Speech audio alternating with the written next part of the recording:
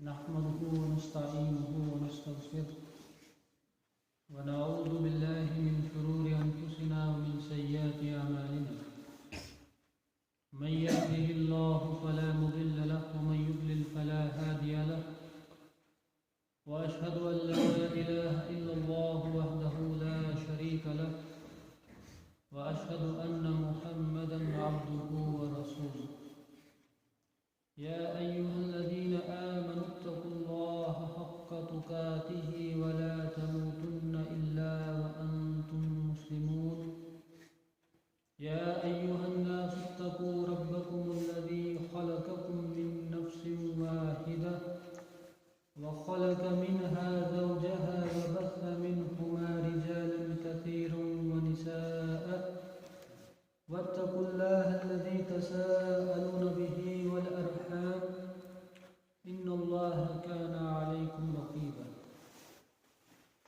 يا أيها الذين آمنوا اتقوا الله وقولوا قولا سديدا يصلح لكم أعمالكم ويغفر لكم ذنوبكم ومن يطع الله ورسوله فقد فاز فوزا عظيما أما بعد فإن خير الحديث كتاب الله وخير الهدي هدي محمد صلى الله عليه وسلم وشر الأمور محدثاتها وكل محدثة بدعة وكل بدعة ضلالة وكل ضلالة في النار اللهم صل على محمد وعلى آل محمد كما صليت على إبراهيم وعلى آل إبراهيم إنك حميد مجيد اللهم بارك على محمد وعلى آل محمد كما باركت على إبراهيم وعلى آل إبراهيم إنك حميد مجيد ربنا آتنا في الدنيا حسنة وفي الآخرة حسنة وقنا عذاب النار ربنا تقبل منا إنك أنت السميع العليم وتب علينا إنك أنت التواب الرحيم رب اشرح لي صدري ويسر لي أمري واحلل عقدة من لساني يفقهوا قولي ربي زدني علما سبحانك لا علم لنا إلا ما علمتنا إنك أنت العليم الحكيم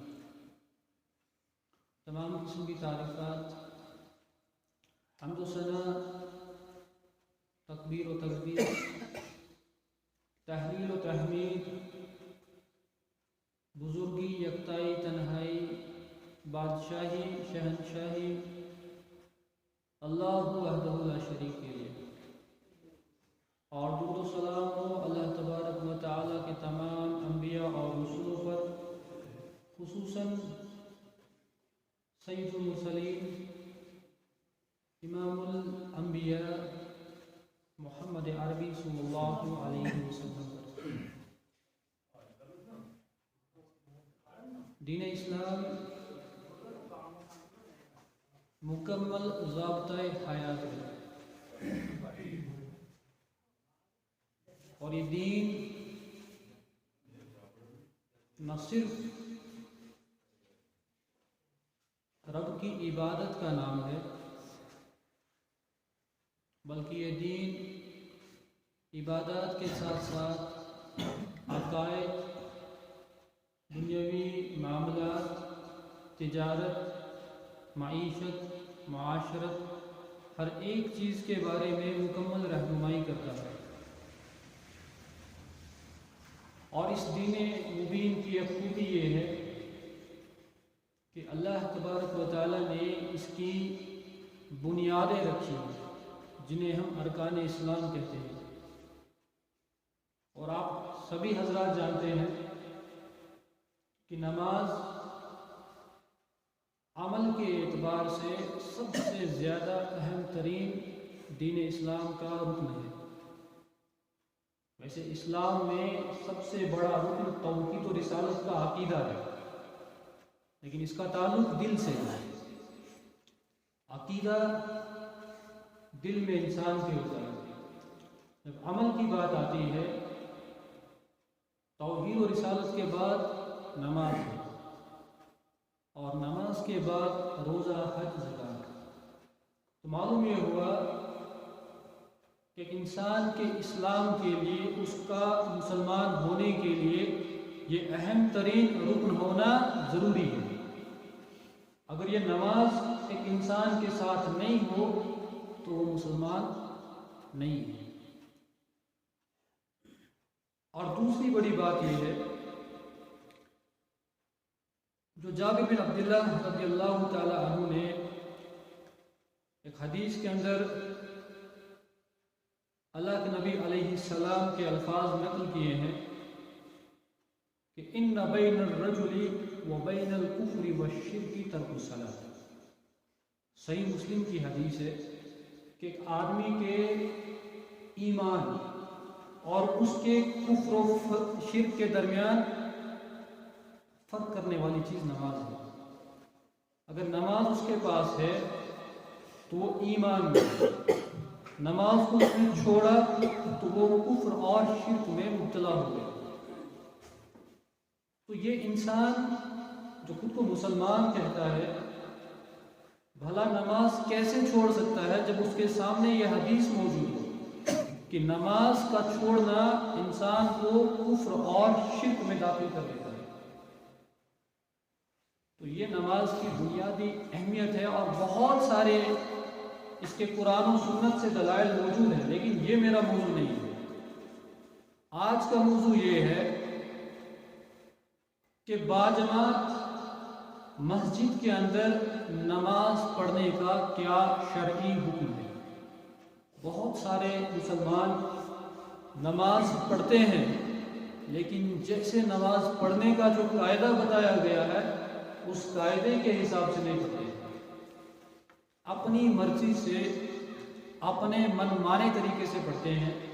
اور اس کی ایک مثال یہ ہے کہ مسجد ہونے کے باوجود یا مسجد میں جماعت کو پکڑنے کے باوجود وہ گھروں میں نماز پڑھتے ہیں۔ اور اس کے بارے میں کیا حکم ہے؟ حکم یہی ہے کہ باجماعت مسجد میں نماز ادا کرنا فرض عین ہے۔ یہ ہر ایک عاقل بالغ مسلمان پر فرض ہے کہ اگر وہ مسجد پہنچنے کی استطاعت رکھتا ہے تو اس کے لیے مسجد میں نماز کو ادا کرنا ضروری ہے۔ اگر ایسا نہیں کرتا ہے تو اللہ کے نزدیک بہت بڑا مجرم ہے۔ بہت سارے ائمہ ہیں اور ان کا یہی حکم ہے، جیسے مثال کے طور پہ عطا بن ابی رباح، امام حسن بصری، امام الاوزاعی، امام احمد بن حنبل، امام الشافعی اور موجودہ دور کے شیخ ابن باز اور شیخ ابن عثیمین رحمہم اللہ اجمعین کا یہی فتویٰ ہے کہ باجماعت نماز مسجد میں ایک مسلمان کے لیے ادا کرنا فرض عین ہے۔ کیا دلیل ہے؟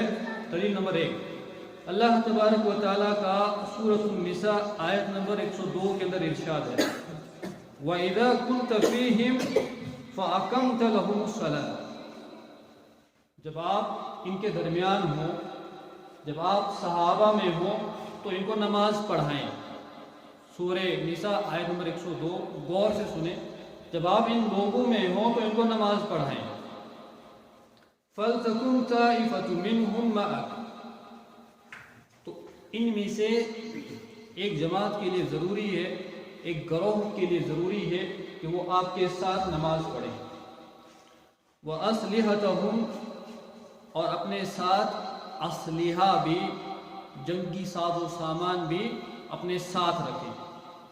فَإِذَا سَجَدُوا فَلْيَكُونُوا مِنْ وَرَائِكُمْ، اور جب یہ لوگ سجدہ کر جائیں گے، سجدہ کر دیں گے تو یہ تمہارے پیچھے چلے جائیں، یہ پیچھے ہو جائیں۔ وَلْتَأْتِ طَائِفَةٌ أُخْرَى لَمْ يُصَلُّوا، پھر دوسرا گروہ آئے جنہوں نے نماز نہیں پڑھی ہے، فَلْيُصَلُّوا مَعَكَ، تو ان کے لیے ضروری ہے کہ وہ آپ کے ساتھ نماز پڑھیں۔ کیا ہے آیت کے اندر کہ جب آپ ان لوگوں میں ہوں تو ایک گروہ کو نماز پڑھائیں، وہ اپنا اسلحہ اپنے ساتھ رکھیں، جب سجدہ کر دیں گے تو یہ لوگ پیچھے چلے جائیں، اور جنہوں نے نماز نہیں پڑھی ہے وہ آپ کے ساتھ آ جائیں اور ان کو آپ نماز پڑھائیں۔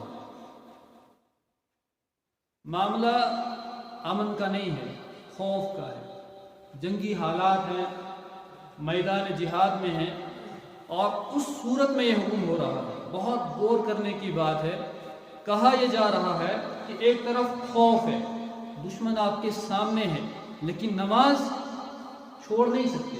چھوڑنا تو چھوڑیے، اپنی اپنی پڑھ لو گے ایسا بھی نہیں ہے۔ اس خوف کی حالت میں بھی آپ ان کو نماز پڑھائیں گے، اور ان میں سے آدھے لوگ آپ کے ساتھ نماز پڑھیں گے۔ مثلا 2 رکعت نماز ہے، آدھے لوگ آئیں گے، اپنا ساز و سامان اسلحہ ساتھ رکھیں گے اور آپ کے ساتھ با جماعت نماز پڑھیں گے۔ یہ با جماعت نماز پڑھنے کی اہمیت معلوم ہے کہ اس خوف کے عالم میں بھی، خوف کی حالت میں بھی اللہ تعالیٰ نے با جماعت نماز پڑھنے کا حکم دیا۔ اور جب یہ لوگ سجدہ کر دیں گے، قیام کیا، رکوع کیا، سجدے میں گئے، اب انہوں نے سجدہ کر لیا، 1 رکعت مکمل کر لی، اب یہ لوگ پیچھے چلے جائیں۔ یہ عام حالات نہیں ہیں، جنگی حالات۔ یہ لوگ پیچھے چلے جائیں گے کہ نماز ہو گئی، اور جو دوسرا گروہ جو حفاظت کر رہا تھا، جو نماز میں شریک نہیں تھا، جو آدھے لوگ پیچھے رہ گئے تھے، اب وہ آئیں گے، قیام، رکوع، سجدہ، اور تمہارے ساتھ نماز مکمل کریں گے۔ تو اس طریقے سے خوف کی حالت میں نماز پڑھنے کا حکم ہے۔ امام ابن منظر کہتے ہیں کہ جب خوف کی حالت میں اپنی اپنی نماز پڑھنے کی رخصت نہیں ہے، تو امن کی حالت میں تو اس کی وجوبیت کی جو سختی ہے، تاکیدی ہے، اور بڑھ جاتی ہے۔ امن کے حالات ہوں، آپ گھر میں ہوں، دکان میں ہوں، اور اذان ہو رہی ہے، اور آپ پھر بھی جو ہے باجماعت نماز نہیں پڑھتے ہیں، جبکہ اللہ تعالیٰ نے قرآن مجید کے اندر خوف کی حالت میں نماز باجماعت پڑھنے کا حکم دیا۔ اور امام ابن القیم رحمہ اللہ اپنی کتاب الصلاۃ و حکم تارکھا، نماز اور اس کے چھوڑنے کا حکم ہے، اس کے اوپر پوری کتاب لکھی ہے، اور اس میں کہتے ہیں کہ کچھ لوگ کہتے ہیں کہ باجماعت نماز پڑھنا سنت ہے۔ اگر باجماعت نماز پڑھنا سنت ہوتا تو پھر خوف کی حالت میں من باب اولا اپنی اپنی نماز پڑھتے ہو۔ جب خوف کی حالت میں ان کو باجماعت نماز پڑھنے کا حکم دیا جا رہا ہے، امن کی حالت میں اس کا معاملہ اور سخت ہو جاتا ہے۔ اور اگر یہ سنت ہوتی تو پھر صحابہ اور اللہ کے نبی علیہ السلام اپنی اپنی نماز پڑھتے۔ تو معلوم یہ ہوا کہ یہ سنت نہیں ہے کہ اگر نہیں بھی پڑھیں گے باجماعت تو گناہ نہیں ہے، کچھ نہیں۔ اور کچھ لوگ کہتے ہیں کہ یہ فرض کفایہ ہے۔ مثلا ایک بستی میں 4 لوگ چلے گئے مسجد میں، اذان ہوئی، نماز پڑھ لی اور ہو گیا، سب کی طرف سے ادا ہو گئی۔ جیسے کہ نماز جنازہ ہے، ایک بستی سے، ایک گاؤں سے، ایک گھر سے 1-2 افراد 4 افراد چلے جائیں تو باقی لوگ گنہگار نہیں ہوتے ہیں۔ ایک گھر میں 5 بھائی ہیں اور 5 افراد ہیں جو مسجد میں نماز کے لیے جا سکتے ہیں، ان میں سے اگر 2 چلے گئے تو باقی 3 کو گناہ نہیں ہوگا، ایسا نہیں ہے، یہ فرض عین ہے۔ کیوں؟ پہلے حکم ہوا ایک گروہ کو کہ آپ باجماعت نماز پڑھیں۔ اگر فرض کفایہ ہوتا تو دوسرے گروہ کو یہ حکم نہیں ہوتا کہ آپ بھی آؤ اور جماعت میں نماز پڑھو۔ دونوں گروہ جو اس وقت موجود تھے ان کے بارے میں یہی حکم ہوا کہ آپ آئیں، وَلْيَأْتِ طَائِفَةٌ أُخْرَىٰ لَمْ يُصَلُّوا فَلْيُصَلُّوا مَعَكُمْ، یہ آپ کے ساتھ نماز پڑھیں۔ تو اس آیت سے یہ معلوم ہوتا ہے کہ ہر حال میں، ہر صورت میں ایک مسلمان کے لیے باجماعت مسجد میں نماز پڑھنا فرض عین ہے۔ دوسری دلیل کیا ہے؟ سورۃ البقرہ، اللہ تعالیٰ نے ارشاد فرمایا آیت نمبر 43، وَأَقِیمُوا الصَّلَاةَ وَآتُوا الزَّکَاةَ وَارْکَعُوا مَعَ الرَّاکِعِینَ، نماز قائم کرو اور زکوٰۃ ادا کرو، نماز قائم کرو، زکوٰۃ ادا کرو، وَارْکَعُوا مَعَ الرَّاکِعِینَ، اور رکوع کرنے والوں کے ساتھ رکوع کرو۔ نقطہ بہت اہم ہے یہاں پر نماز کو رکوع کہا گیا کیونکہ رکوع نماز کا رکن ہے، اور بعض اوقات نماز کو اس کے وجوب اور ارکان سے پکارا جاتا ہے۔ ورکعوا، نماز پڑھو، کافی تھا اتنا نہیں، مع الراکعین، جو رکوع کرنے والے ہیں ان کے ساتھ رکوع کرو۔ تو یہ جو امر ہے اس کا تعلق حال کے ساتھ ہے، حالت کے ساتھ مقید ہے کہ کس حالت میں رکوع کرنا ہے۔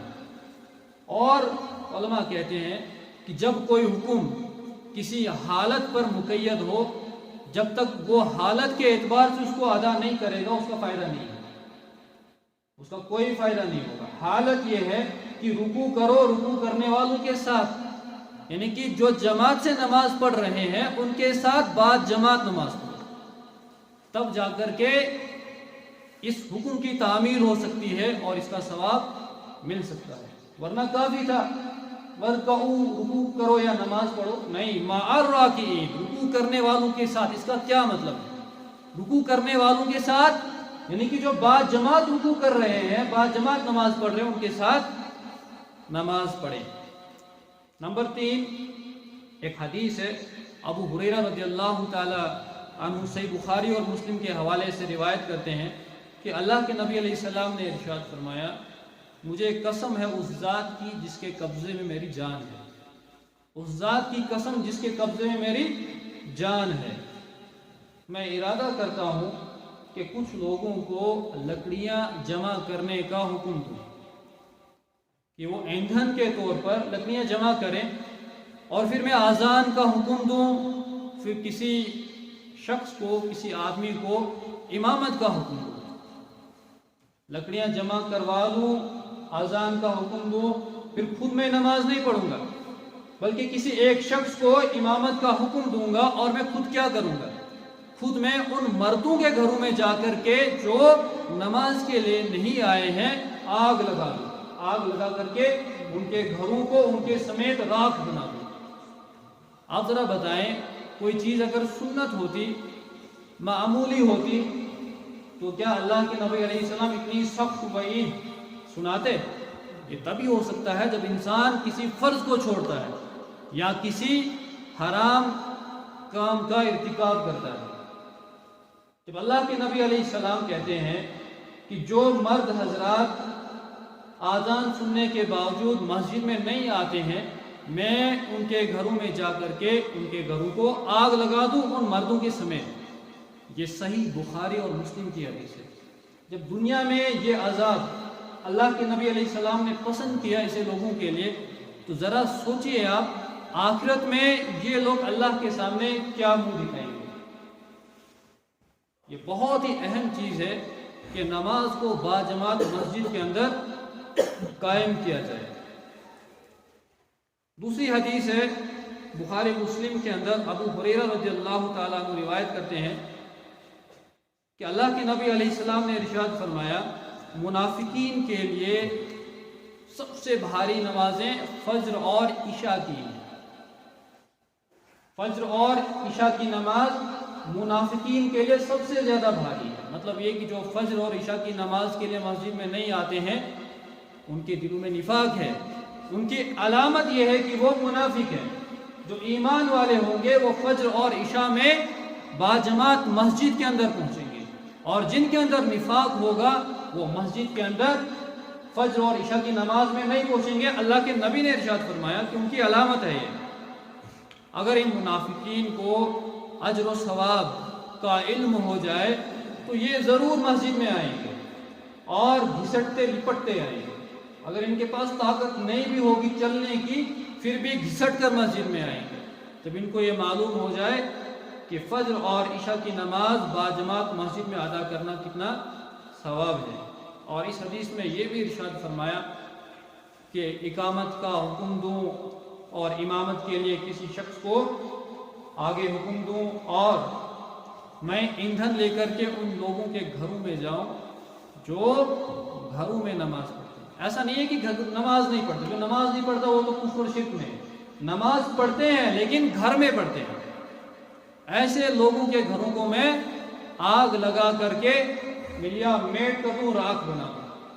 تو کتنی زیادہ سخت وعیدیں ہیں، خصوصاً عشاء اور فجر کی نماز میں بھی لوگ سستی کرتے ہیں، اور دن میں بھی اپنے کاروبار کے اندر، کوئی دکان پر ہے، کوئی کہیں اور بازار میں ہے، آذان سن رہا ہے اور مسجد کی طرف نہیں آتا۔ کام کاج کے لیے وہ میلوں کا سفر کر سکتا ہے، وہ جموں کشمیر جا سکتا ہے، وہ نہ جانے کہاں کہاں جا سکتا ہے اور کئی مہینے جا سکتا ہے، لیکن جب اذان ہوتی ہے 5 منٹ کا سفر، 5 منٹ کا راستہ طے کر کے مسجد کے اندر نہیں پہنچتا۔ دکانیں چل رہی ہیں اور جب تک تمہارے اندر سانسیں ہیں یہ چلتی رہیں گی، اور تمہارے بعد آنے والے لوگ بھی اس کو چلائیں گے، لیکن یہ کوئی عذر نہیں ہے کہ دکان ہے، کام ہے، کاروبار ہے۔ یہی تو اسلام ہے۔ اللہ تعالیٰ کہہ دیتا کہ دن میں 5 وقت نماز پڑھنی ہے، اپنی مرضی سے جب ٹائم لگے تب پڑھ لینا، شام کو پڑھنا، صبح پڑھنا، بس عبادت کرنی ہے، اپنی مرضی سے کر لو۔ اگر یہی ہوتا پھر اللہ تعالیٰ وضو کا بھی حکم نہیں دیتا، بغیر وضو کے کرو، دل میں یاد کر لو اور اپنی مرضی سے اپنی آسانی سے پڑھ لو۔ نہیں، ایسا نہیں ہے۔ وَإِنَّهَا لَكَبِيرَةٌ إِلَّا عَلَى الْخَاشِعِينَ، نماز بہت بھاری چیز ہے، إِلَّا عَلَى الْخَاشِعِينَ، لیکن ان لوگوں پر بھاری نہیں ہے جو اللہ سے ڈرنے والے ہیں۔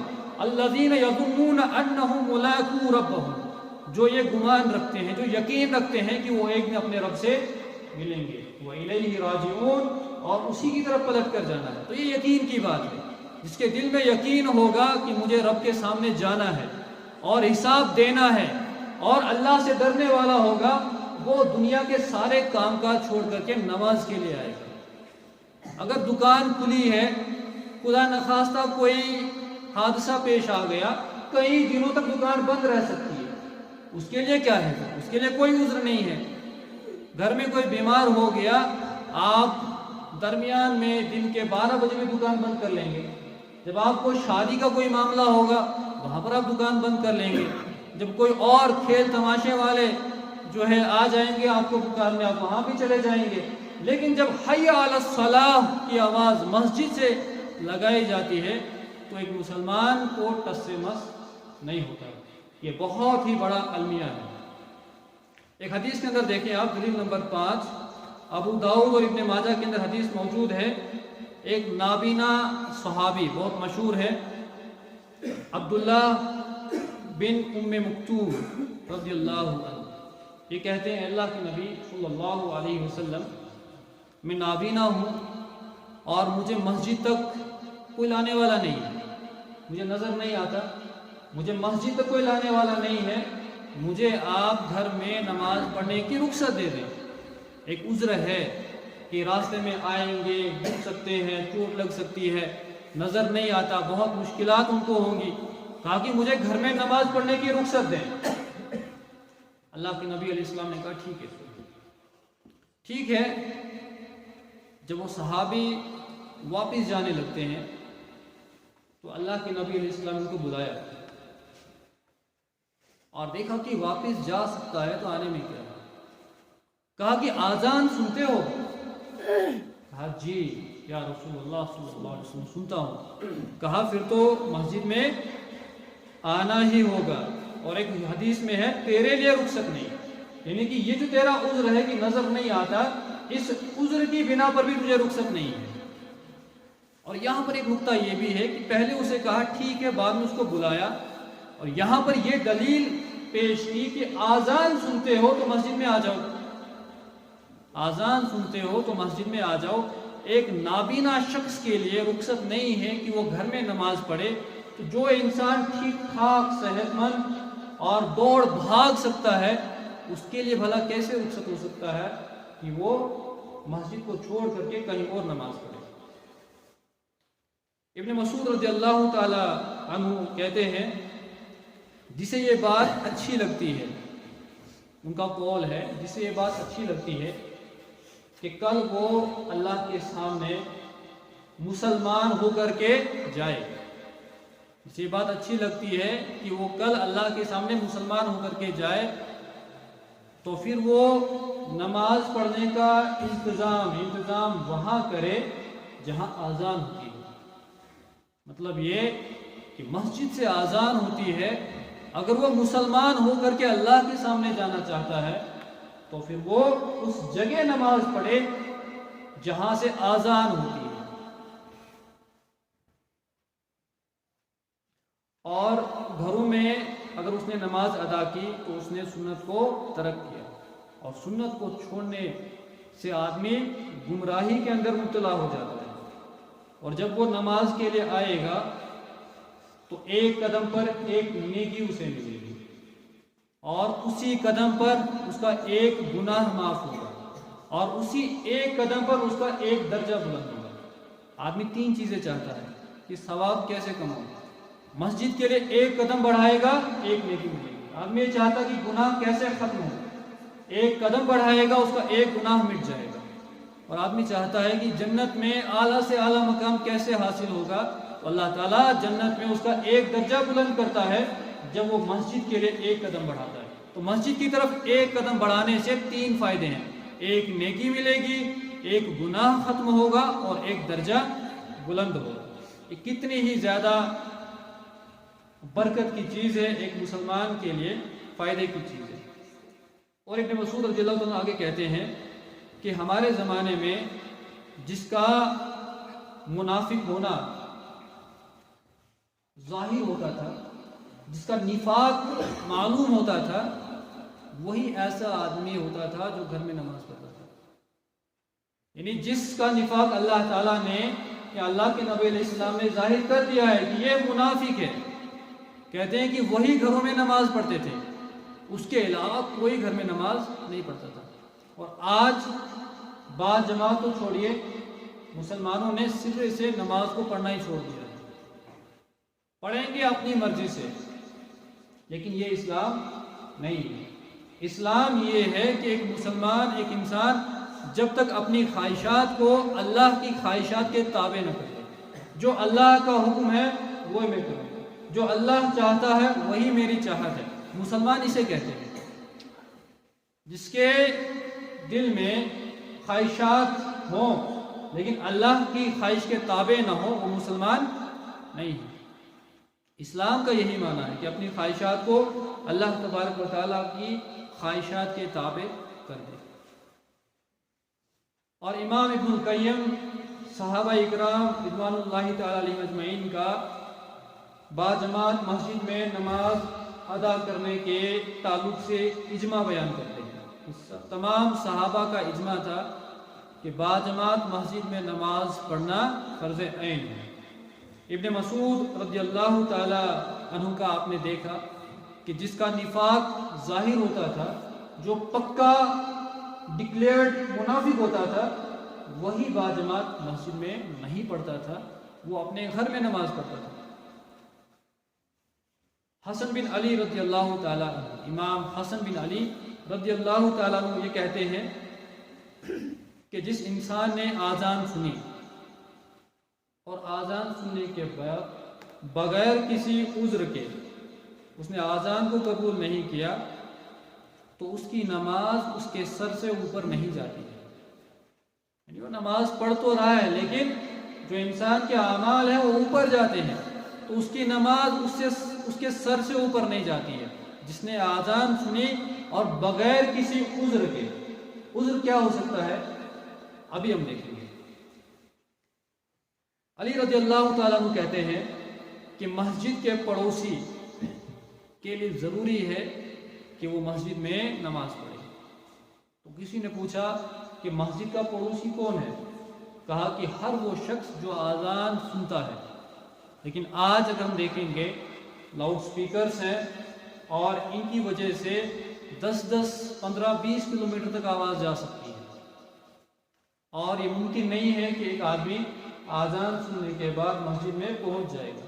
تو لا یکلف اللہ نفسا الا وسعہا، اللہ تعالیٰ نے اسی چیز کا مکلف آپ کو ٹھہرایا ہے جس کی آپ کے پاس طاقت ہوگی۔ تو آپ آذان سنتے ہیں، اگر مسجد پہنچ سکتے ہیں تو آ سکتے ہیں۔ اور اس میں بھی الگ الگ صورتیں ہیں، تب تو گاڑی اور موٹر بائک نہیں تھی۔ آج آپ آذان سننے کے بعد 2 کلومیٹر 5 منٹ میں سفر طے کر سکتے ہیں اور مسجد میں آ سکتے ہیں۔ تو جو آذان سنتا ہے وہ مسجد کا پڑوسی ہے۔ ہاں، جو دور ہیں آج کے دور کے اعتبار سے، تو وہ اپنا معاملہ خود اس میں طے کر سکتے ہیں کہ وہ کیا پہنچ سکتے ہیں یا نہیں۔ پیدل 2 کلومیٹر پہنچنا تو بہت مشکل ہے، لیکن اگر کوئی سواری کا انتظام ہو تو وہ پہنچ سکتے ہیں۔ اور اگر صحیح اور تندرست ہو تو گھر میں اس کی نماز نہیں ہے۔ علی رضی اللہ تعالیٰ عنہ کا یہ قول ہے کہ اگر صحیح ہے، بیمار اگر ہوگا، مسجد نہیں پہنچ سکتا ہے، یہ عذر ہے، یا مسجد جانے کی وجہ سے وہ مسجد نہیں پہنچ سکتا ہے، یا اس کی بیماری میں اضافہ ہو سکتا ہے، یا اس کی بیماری دوسرے لوگوں میں پھیل سکتی ہے، ایسا کوئی عذر ہوگا جس میں جانی نقصان کا احتمال ہوگا، تو وہ انسان کا عذر مانا جا سکتا ہے۔ دکان کا شٹر کھلا ہے، یہ عذر نہیں ہے، وہ شٹر بند بھی ہو سکتا ہے، اور اس وقت بھی لوگ تجارت کرتے تھے اور کھلے آسمان کے نیچے کرتے تھے۔ آج تو باضابطہ دکانیں اور کمرے بنے ہوئے ہیں، اور آج تو اس سے بھی زیادہ آسانی یہ ہے کہ اگر کہیں چوری وغیرہ کا کسی کو ڈر ہو تو وہ CCTV کیمرہ انسٹال کر سکتا ہے، لیکن کسی بھی صورت میں نماز چھوڑنا اس کا کوئی ایکسکیوز نہیں ہو سکتا۔ ابو موسیٰ اشعری رضی اللہ تعالیٰ عنہ کہتے ہیں، جس انسان نے آذان سنی اور بغیر کسی عذر کے اس آذان کو قبول نہیں کیا تو اس کی نماز ہی نہیں، یہ تو سرے سے نماز ہے ہی نہیں۔ اس کا فتویٰ میں نہیں دے رہا ہوں، یہ صحابہ ہیں، امام حسن رضی اللہ تعالیٰ عنہ ہے، ابن مسعود رضی اللہ تعالیٰ عنہ ہے، ابو موسیٰ اشعری رضی اللہ تعالیٰ عنہ ہے، حضرت علی رضی اللہ تعالیٰ عنہ ہے، یہ سارے کے سارے صحابہ اسی چیز پر موقف رکھتے تھے کہ باجماعت آذان سننے کے بعد مسلمان کے لیے مسجد میں نماز پڑھنا ضروری ہے۔ تو معلوم یہ ہوا کہ بغیر کسی عذر کے ہر مسلمان کے لیے مسجد میں باجماعت نماز ادا کرنا فرض عین ہے۔ اور عذر کیا ہو سکتا ہے؟ عذر اس کی صحت اتنی بگڑی ہوئی ہو کہ وہ مسجد نہیں پہنچ سکتا۔ اللہ کے نبی علیہ السلام جب اپنی زندگی کے آخری مرحلے میں تھے اور غالباً مغرب کی نماز کا وقت تھا، آپ علیہ السلام کی حالت بہت زیادہ بگڑ گئی اور دیکھا کہ صحابہ جمع ہے نماز کے لیے۔ آپ علیہ السلام نے اٹھنے کی کوشش کی اور اتنے زیادہ سخت بیمار تھے کہ بے ہوش ہو جاتے ہیں۔ کچھ وقت کے بعد پھر ہوش آتا ہے اور پوچھتے ہیں کہ کیا صحابہ نے نماز پڑھی؟ کہا نہیں، آپ کا انتظار کر رہے ہیں۔ اللہ کے نبی علیہ السلام نے یہ نہیں کہا کہ ان سے کہہ دیں کہ وہ پڑھ لیں، نہیں، پھر اٹھنے کی کوشش کی۔ دوسری مرتبہ جب پھر اٹھنے کی کوشش کی، پھر گر جاتے ہیں، پھر بے ہوش ہو جاتے ہیں، اور کچھ وقت کے بعد پھر ہوش آتا ہے۔ صحابہ اسی طرح انتظار میں ہیں۔ تو تیسری مرتبہ ہوش آتا ہے، کہتے ہیں کہ نماز پڑھی؟ کہا نہیں، پھر اٹھنے کی کوشش کرتے ہیں لیکن پھر بے ہوش ہو جاتے ہیں۔ چوتھی مرتبہ جب ہوش آتا ہے تو پوچھتے ہیں کہ کیا صحابہ نے نماز پڑھی؟ کہا نہیں۔ تو پھر یہ حکم دیتے ہیں کہ ابو بکر صدیق رضی اللہ تعالیٰ عنہ سے کہا جائے کہ وہ صحابہ کو نماز پڑھیں۔ تو اتنی زیادہ سخت بیماری کے اندر مبتلا تھے کہ بار بار بے ہوش ہو رہے ہیں، اور جو آج بالکل باہوش لوگ ہیں ان کو ہوش نہیں آتی کہ وہ مسجد جا کر کے نماز پڑھیں۔ اور دوسرے عذر یہ ہے کہ آدمی مسجد کے لیے جا رہا ہے، بہت تیز بارش ہے اور بارش میں بیمار ہونے کا خطرہ ہے، یا پاؤں پھسلنے کا خطرہ ہو کہ اس کا جانی نقصان ہو جائے، تو اس صورت میں بھی رخصت ہے۔ لیکن آج اگر ہم دیکھیں گے راستے ہمارے پکے بنے ہوئے ہیں، عام طور سے ہر جگہ تو نہیں ہے، گاؤں دیہات میں جو ہے کچے راستے بھی ہوتے ہیں، اور آج ہمارے پاس بارش سے بچنے کے لیے چھتری کا انتظام ہے، اندھیرے سے بچنے، اندھیرا اگر ہو تو ٹارچ سسٹم، سب کچھ ہے۔ تو یہ انسان خود اپنے لیے جج کرے کہ کیا وہ مسجد پہنچ سکتا ہے یا نہیں۔ اگر بہت بیمار ہو، یا ایک حدیث میں آتا ہے کہ اگر بہت تیز سردی ہو، بہت زیادہ سردی ہو، تو گھروں میں نماز پڑھ سکتے ہیں۔ لیکن آج اگر ہم دیکھیں گے، اس وقت وہ دور تھا جب ان کے پاس جسم ڈھکنے کے لیے پورا لباس نہیں ہوتا تھا، اگر اس شدت کی سردی میں وہ باہر نکلتے تو ان کا بیمار ہونے کا جو خطرہ ہے وہ بہت زیادہ رہتا تھا. لیکن آج کیا ہے ہمارے پاس؟ آج ہمارے پاس ہر چیز ہے. تو لہٰذا جتنے بھی بے بنیاد عذر لوگ نماز چھوڑنے کے لیے تلاش کرتے ہیں تو یہ جو ہے یہ ہدایت کا راستہ نہیں ہے. یہ اللہ کے نبی علیہ السلام کا بہت بڑا طریقہ چھوڑنے والی بات ہے جو ایک انسان کے لیے گمراہی کا سبب بن سکتا ہے. اللہ تعالیٰ سے دعا ہے کہ اللہ تعالیٰ ہم سب کو پہلی صورت میں نماز کا پابند بنائے، نماز کو قائم کرنے والا بنائے اور ان مسجدوں کو آباد کرنے والا بنائے. آج ہم دیکھتے ہیں کہ بھیڑ ہسپتالوں میں بھی ہے، بھیڑ کالجوں میں بھی ہے، بھیڑ بازاروں میں بھی ہے، بھیڑ کھیل تماشے والے جو اڈے میدان ہیں وہاں بھی ہے، بھیڑ گاڑیوں میں بھی ہے، بھیڑ ہر جگہ ہے. لیکن اگر خالی کہیں آپ کو کوئی ویران اور سنسان جگہ ملیں گی تو وہ وہی جگہ ہیں جن کے بارے میں اللہ تعالیٰ نے ارشاد فرمایا کہ پوری زمین پر سب سے زیادہ محبوب میرے نزدیک یہ مسجدیں ہیں. اللہ تعالیٰ ہمیں ان کی قدر کرنے کی توفیق عطا فرمائے اور ہمارے جو بھی ٹوٹے پھوٹے اعمال ہیں اللہ تعالیٰ انہیں اپنی بارگاہ میں قبول فرمائے.